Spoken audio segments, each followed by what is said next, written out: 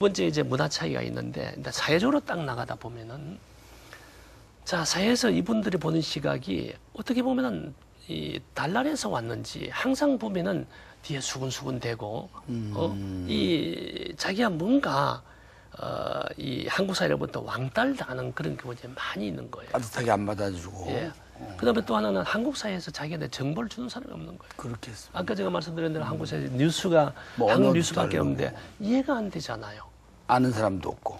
또 남편이 아니 저거 어찌 보면은 식자들도 외국어가 하기 힘든데 언제 배워가지고 대화가 되겠습니까? 대화가 안 되죠. 또 그다음에 아까 말씀드린 가정적으로 봐서는 이제 애가 크면 들어서 점차 애들이 걱정 때문에 잠을 못 자거든요. 직업에 대한 기회도 쉽지 않겠습니다. 그렇죠.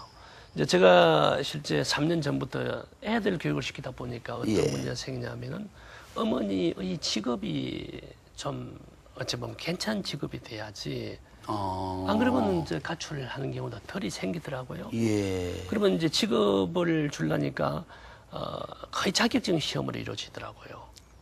그래서 이제 제가 작년에 이런 건의를 해서 회의할 때 노동부 장관님 보고 그때 임태희 장관이 있을 텐데 아니 장관님 이분들이 이제 한국 사회에서 직업을 가지려면은 자격증 시험을 통과해야 되는데 통과됩니까 그거? 예를 들어 관광 가이드 시험의 경우에도 중국어로서 관광 가이드 시험을 봐야 되고 우리말로 아는군요, 그러니까. 다 우리말로 다 이루어진 거예요. 그래서 이제 이 근래에 된 것이 헤어 뭡니까? 이 미용, 예, 그다음에 빵집 이 정도도 제빵사. 이제 제빵사.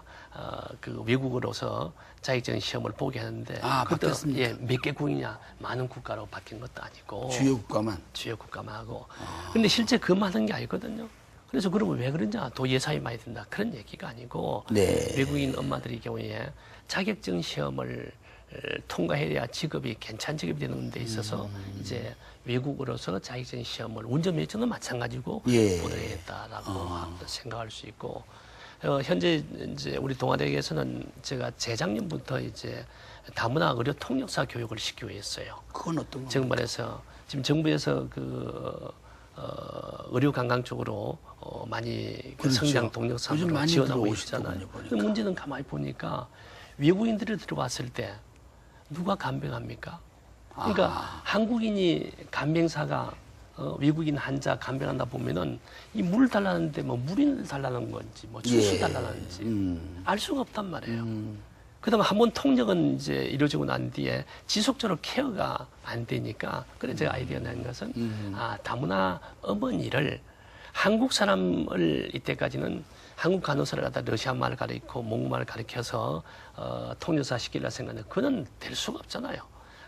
거꾸로 한국말 조금 하는 다문화 어머니 고학력자가 많습니다. 러시아 분들의 경우는 많아요. 자국 환자의 뭐 보살핌 그렇죠. 문화도 같죠. 저분들에게 의료 통역사 교육을 시켜서 도리 이제 의료 통역도 시켜주고 간병을 시켜주면은 훨씬 낫지 않을까. 호응이 어땠습니까? 그래서 저쪽에 실제 그 뭡니까 저쪽에 가페에 보면은 그 가평에서 병원에서 이제 제일 많이 하는 병원이 있습니다. 통일교 병원인데 거기서 이때금은 이제 한국 통역사를 갖다가 그 고용했다가 이제는 다문화 어머니를 교육시켜 가지고 이제 재택으로 화상으로 이제 통역이 가능하도록 이렇게 직접 오지 않아도 그래서 한 30명 정도 거기에서 굉장히 호응도가 좋았어요.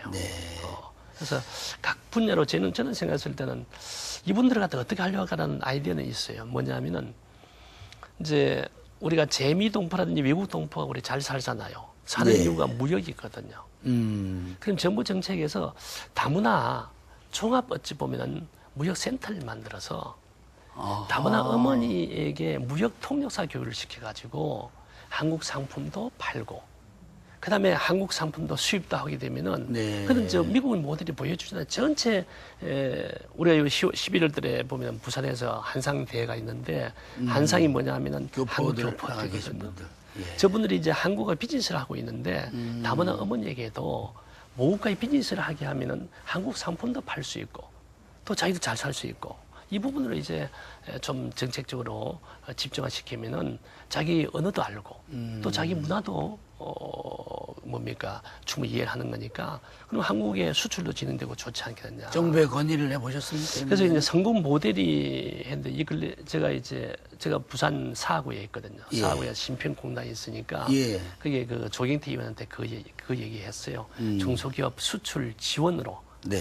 지원을 위한 다문화 무역 통역사를 갖다 양성하자. 예. 그리고 중소기업에 파견대주고 이렇게 하자. 그걸 갖다 제안을 하고 있는데 그렇다면 또 시간이 걸리겠죠. 아무래도. 네. 제일 중요한 것은 다문화 어머니의 언어와 문화를 활용할 수 있는 게 뭐냐. 한국어보다는 그래서 이제 비즈니스를 시키는 것이 제일 아마 맞는 직업의 방향이냐 이런 생각이 들었어요. 교수님 법학자시니까 우리가 이제 법률적으로 좀 보완하고 좀 이렇게 체계화해야 될 부분들로서 좀 시급한 것들은 어떻게 있겠습니까? 지금 다문화의 경우에 이 근래에는 이제 즉시 이혼이 많이 증가되고, 그다음 법률적인 사실 컨설팅이랄까 자문을 누구한테 가야 될지 네. 어느 가야 됩니까? 그리고 또 한국 변호사의 비용은 높잖아요. 예. 그런 점에 있어서 이제 법률 상담, 실제 문화적 차이로서 여러 가지 이혼 단계까지 가는데 그 전 단계 조정이라든지 네. 이런 부분에 있어서 법률 컨설팅이 필요하고 또 하나는 뭐냐면은 이분들이 들어왔을 때 외국인 근로자를 포함해서 어느 병원 가야 될지. 그래서 거점 병원을 좀 만들어서 거기는 다문화 어머니들이 통역도 해주고 또 이렇게 케어도 해주는 지역별로 지역별로 말씀이죠? 해가지고 예. 그래서 이제 거점 병원을 만들어서 그 병원은 다문화 후원 병원이다 예. 라는 인정을 주면 어떨까. 그다음에 이제 변호사의 경우에는 다문화 후원 변호사를 해보자. 예. 그래가지고 그걸 지역별로 이렇게 쭉 다문화 어머니 각 국가별 대상한테 홍보를 해주는 거죠. 예.